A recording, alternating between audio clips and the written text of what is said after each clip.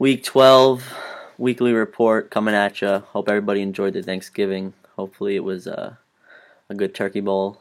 Wish I was there to swing the tide over, the W over to the Dino side, but let's get it going.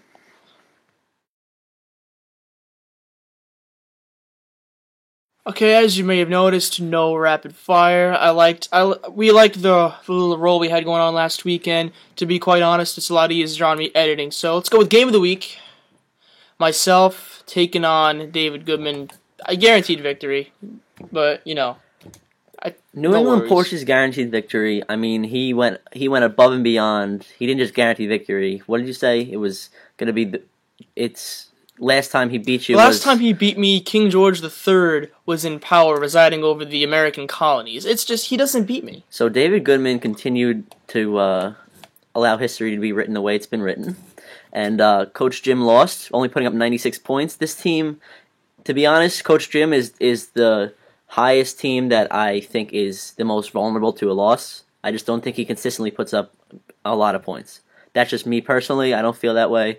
Let's see who had a good game for Porch. Russell Wilson had a monster game. So did AP. Martavis Bryant, if it wasn't for Wheaton stealing all his thunder, he probably would have had an even better of a game, had a nice game. Alshon had a solid game.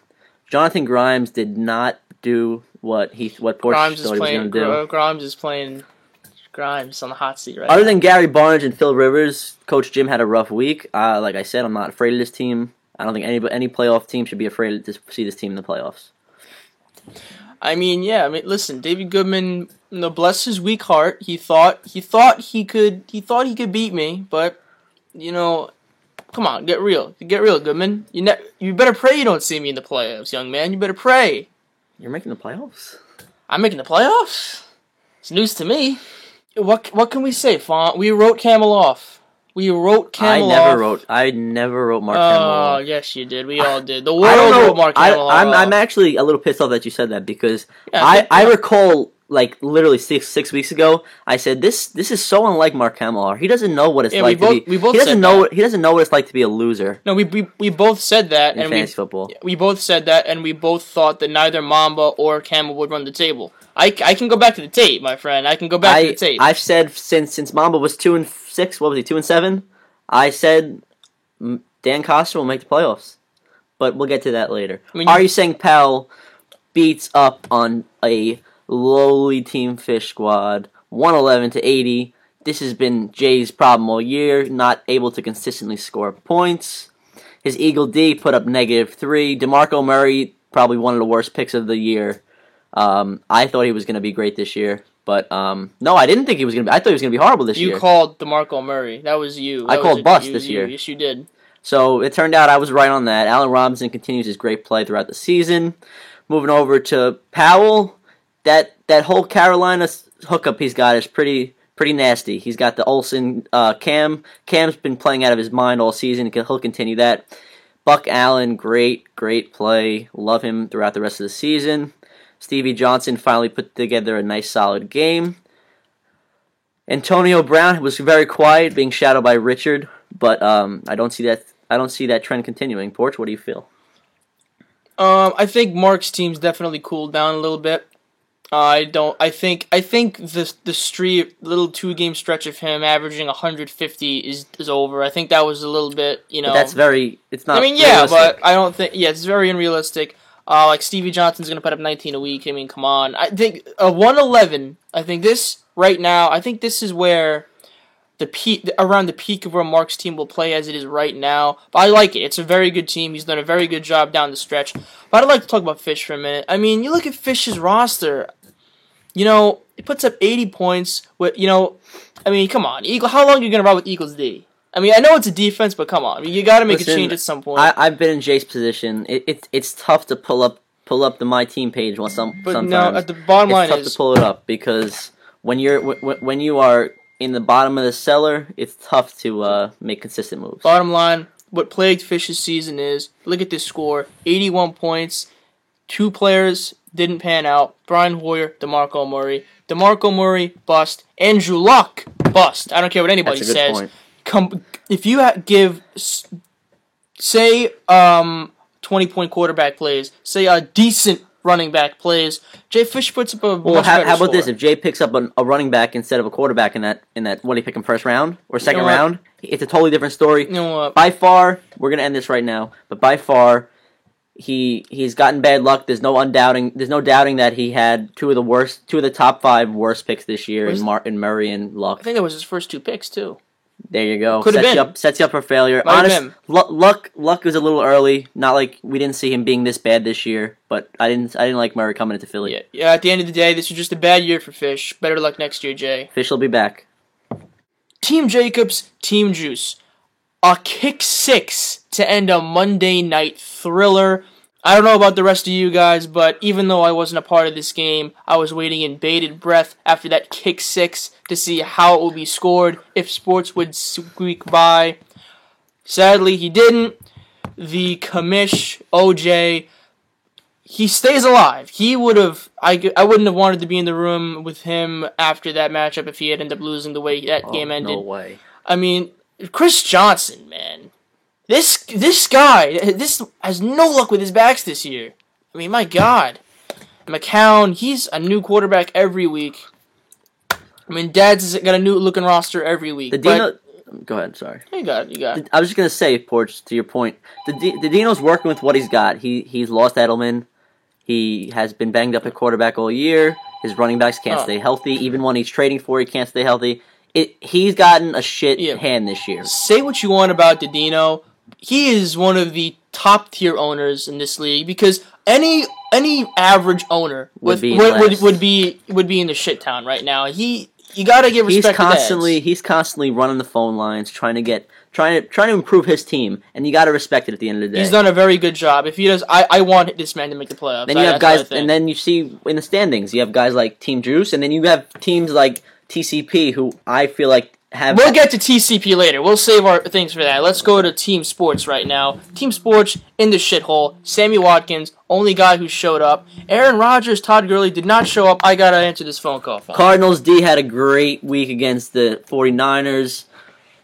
When Gurley doesn't show up, this team does not stand a chance. Gurley was not a factor, and James Jones threw up a goose on Thursday night. Overall, Team Jacobs has had a miserable season, and it continued against Team Juice. I think Dylan Jacobs is a decent owner. I think he brings a lot to the table. I like him in this league. He didn't have one of his better seasons, and I will look to see him improve next year. Rumors, sports going to be new co-commish? I hear rumors. Well, I thought I was commish. You thought you were. Everybody thinks it's commish because the Dino's got some side deals always going on. Let's be real. If anyone deserves the co-commish title, it should be me. But it doesn't matter anymore. Moving on to the next matchup. Twan Squad. Holy shit! This is the Twan Squad that I have been waiting for months. Look at this team. This on paper, I wrote about it. This on paper may be one of the best teams to miss the postseason, most likely. Whatever. But just look, T.J. Yeldon, Chris Ivory, Coop, Julius Thomas, Emmanuel Sanders, T.Y.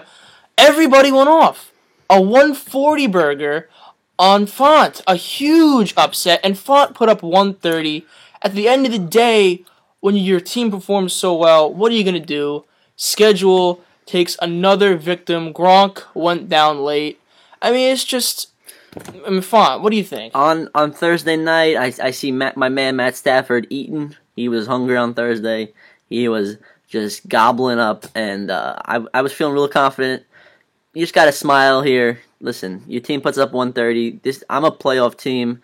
If this happens to me now in regular season, I'd rather this happen to me now than in the playoffs, than in the second round of the playoffs. So I am glad I got this out of my system. Good for Twan. Like to see owners that still compete even though their team hasn't been producing. I like this team. Like this owner, he's proven he's very on and off. He can put up 40 points, and now he puts up 140. Just bad luck for me. Good week, Twan. TCP squad, the team that is on the hottest hot seat ever possible, versus Magic Man El Diablo. Magic Man El Diablo did not have a great week. They would have lost to me and a couple other teams if they were playing somebody else. Demarius had another rough game. Calvin had a great Thanksgiving day. Ebron didn't do much on Thanksgiving. Devontae Adams is so hit or miss. What the fuck is that? Eli Manning going over TCP. The big thing here is they're gonna get 10 years from now they'll be criticized for starting Devonta Freeman, who was out over Tevin Coleman. It's not even that all-time bad move. It's not even that Tevin Coleman had a crazy great game. It's just the fact that it's the principle of it. All-time. You're in a league with guys who I don't know about you, Porch. I check my page a couple times a day. It's like routine for me. I always it's like before I go to bed, before I brush my teeth. It's like pretty much like brushing my teeth.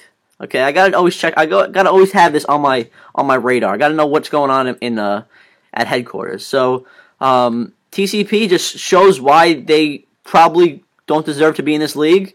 They've made numerous questionable calls all year, and this was the cherry on top. You'd like to say? No, this was an all-time bad move. This is a group of owners that, to be perfectly honest, may only be in this league right now because they won the league championship last year. These are guys that, if they do come to the draft, which I think I only recall them coming to the draft once, maybe once, twice. I don't. And even if they do, even when they're there, you're like, where the fuck did they go? One half of them will be asleep during the draft. I remember that. Yeah. This is a group of owners that you're correct. They should be on the hot seat. A fall from grace is not doing this justice. They had a great year last year, okay? They had everything fell their way this year. Everything's not falling their way this year. However, if they put in a little bit more effort, they would have. I think they would have been a playoff team this year. You don't draft Devonta Freeman. They choked. Overall, has been the number one back all year. In my opinion, Devonta Freeman pick of the draft. 100%. So when you have a pick of the draft and you have I think he had a solid base to his team.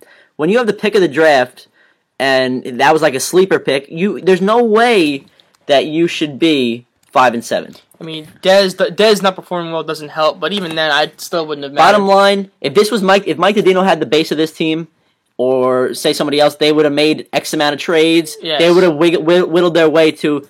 They should have traded, like, for instance, it would have been a great idea to trade Devonta Freeman after like week 5. Yes, he was having a great season, but that was his all-time high. We didn't see him falling like this, but he's still been solid all year. The fact of the matter is, there quite possibly could be an abundance of owners leaving the league after this year, following my example. What a shock. People want to be copycats. Not my problem. The fact of the matter is, TCP may be gone after this year. Wow. Just maybe. Maybe? We'll see. Gotta hand it to Mamba. I wrote him off a while ago. Most of it was because I just didn't want to see him succeed. But at the end of the day, he is in a spot. He's in the game of the week to make the playoffs right now. I mean, what can you say? Look at his roster. Blake Bortles, good trade. Eddie Lacy, ridiculously lucky. Good move, Mamba. McFadden, Evans, Jordan Reed, Rolls. Nice timing on the pickup whenever you got him. I mean, Mamba has done a good job. I'm still going to rip on him every week, but got to give credit where credit's due. Mamba is here when a majority, except for this guy, wrote him off week, I don't know, however long ago. But then you go to Zach.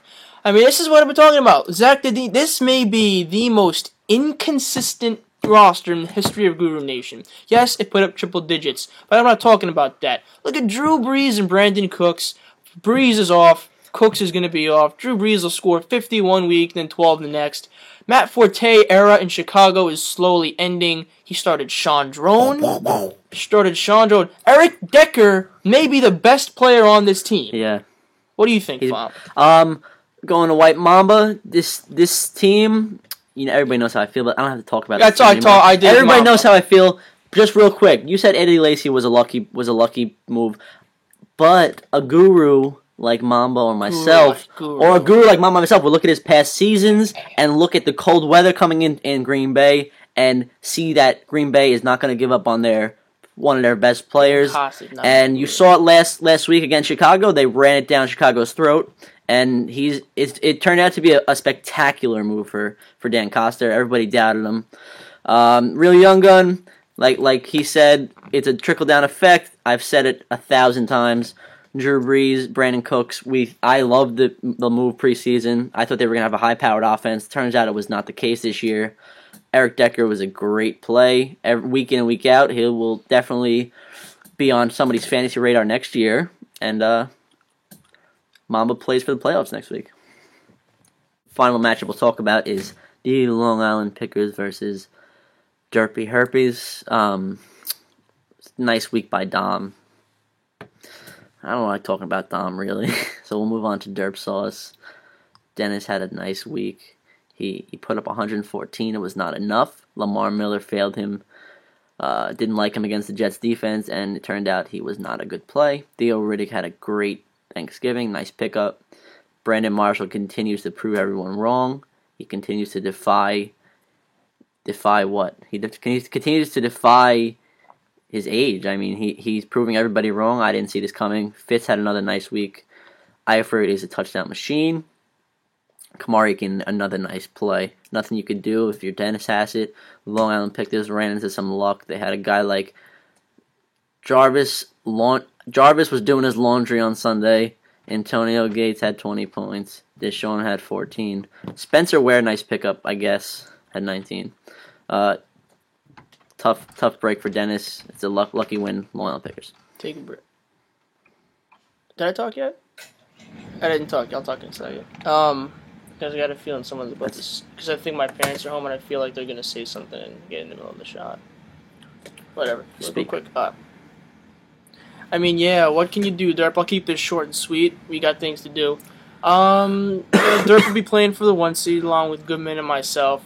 I mean, yeah, like you said, what can you do when your opponent scores 140? I mean, Spencer Ware is the guy I wanted. Good for Pickers that they got him, but hey, at the end of the day, Derp will be in the playoffs. Pickers fighting to get in, hopefully. We'll see. I don't know. Stop. I don't know. They're 6-6. Pickers we'll see what happens. Dennis will make the playoffs. playoffs. Derp, I'll see you see you soon, Derp. See you soon, one way or another. Not much to say about Dom.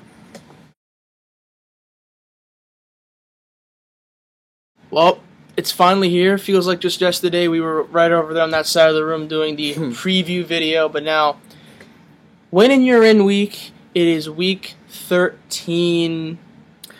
Around the league, Font, what is on your mind? Well, it's gonna be pretty clear. Every day there's always some talk about how Dan Coster got lucky, how Mark Kamelhart got lucky, which may be the truth. Okay, they have gotten some help from the waivers and the way that waivers set up. Okay, but I just want everybody to think about this real quick. Okay, Jason Foley had the first pickup. Had the first waiver 1 week, and who did he pick up? He picked up somebody. Boobie Dixon. Yes, he picked up Boobie Dixon over who? D'Angelo? Langford? It was somebody crazy good like that. Or it might even be Charkandrick West. I think it was Charkandrick West. Okay, so my point is, Jason Foley had the number one waiver 1 week, and he chose to pick up Boobie Dixon. Okay? Everybody knows Dan Coster went on to claim, we're going to say it was West, but it might have been somebody else. But somebody that helped him out, okay? So my point here is, yes, Dan Coster has had a lot of number 1 waivers and a lot of high waivers, okay? But you have to give him some credit for not picking. It takes some skill to know to predict what's going to happen and to see where you see each team going, okay?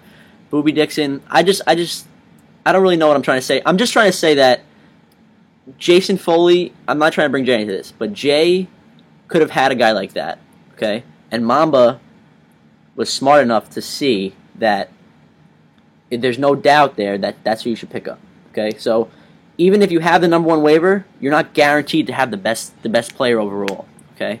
You're not. So what I'm trying to say is Dan Coster, he gets ripped on a lot, and I think it's a little unfair to him. He clearly has talent if he is making a magical run that he's making right now. Porch, have anything to say about that? I mean, I kind of done arguing about this whole thing. I mean, I got playoffs to worry about. Then I'm gonna move into the retirement home. You and Brandon Jacobs. Me and Brendan, bro, I do not like me and Brendan Jacobs. You are not on speaking terms. You and Jacobs are gonna share a bedpan. Yeah. Never. All right. So, anything on your mind, Porch? So as we usually do, we like to take a look around the league, see who's starting who. That's what the segment's called, around the league. We take a look at Team Juice. He's here. And who do we see starting RB2?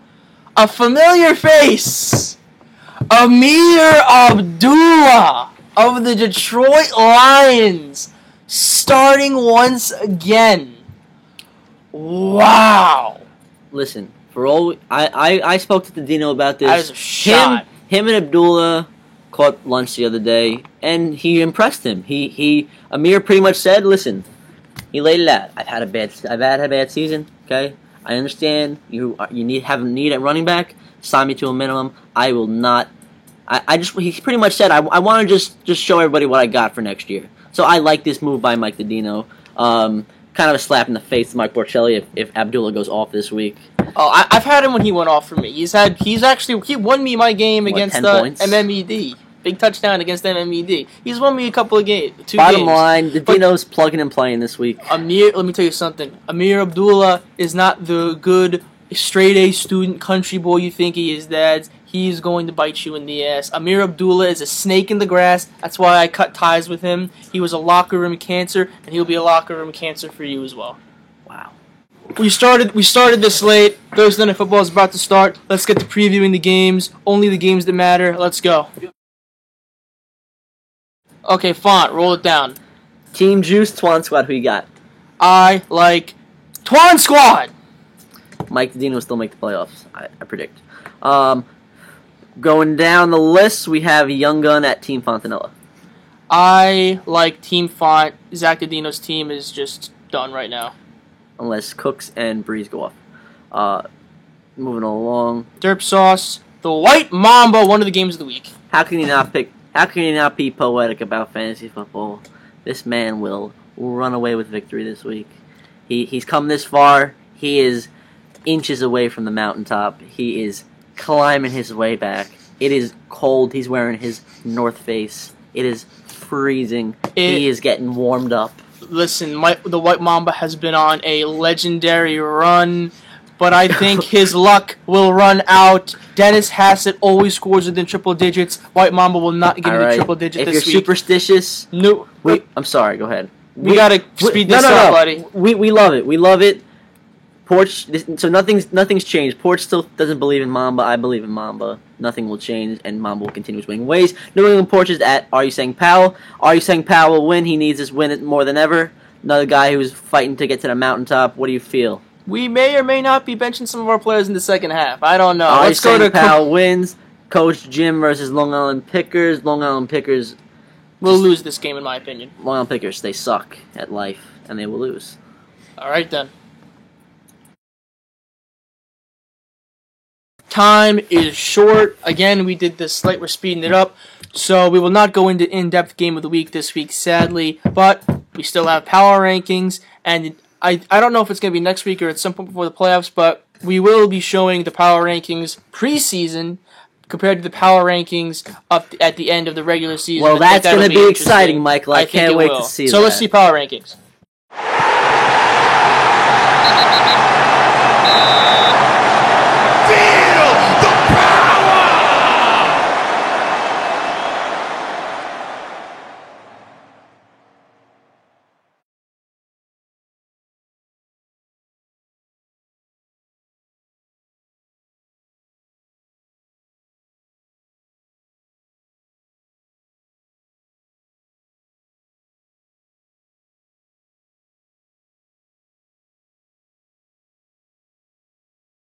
This has been the weekly recap, number 12. We will see you all next week for the special 2-hour playoff edition. 2-hour preview show. We can't wait to see how these games unfold. Good luck to Team Mamba, to the White Mamba, and to Mark Kamahar. Hope to be seeing you guys in the playoffs. And let's have some fun.